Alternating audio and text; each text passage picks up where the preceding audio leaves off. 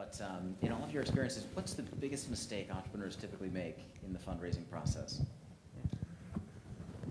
I'll give you my biggest mistake, and this is such an easy one to fix too, which is why I'm talking about it. So, inevitably after that initial meeting, when people start to get interested, and you'll know they're interested because they ask this question, which is, "What do you think about valuation?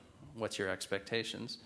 And this is a very loaded question, and you should know that because there's a lot of answers in a number, and those answers, the embedded kind of motivations of the team is in that answer. The expectations of existing investors is in that answer. The expectations of what you want to produce for your future investors is in that answer. So it's a very loaded question, and one you ought to handle very carefully and with a lot of thought.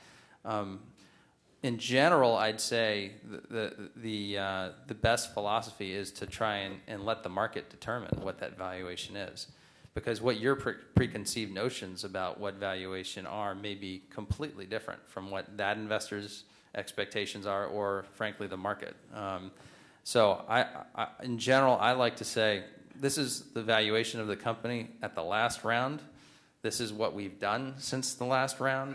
We think we've done a good job in delivering value to our investors and to our customers, and we're going to let the market decide basically what the valuation on the next round is. And it may be a cop-out, but in some ways it's the best answer to that question, which is you also get to see what your potential partner or investor's expectations are in that question.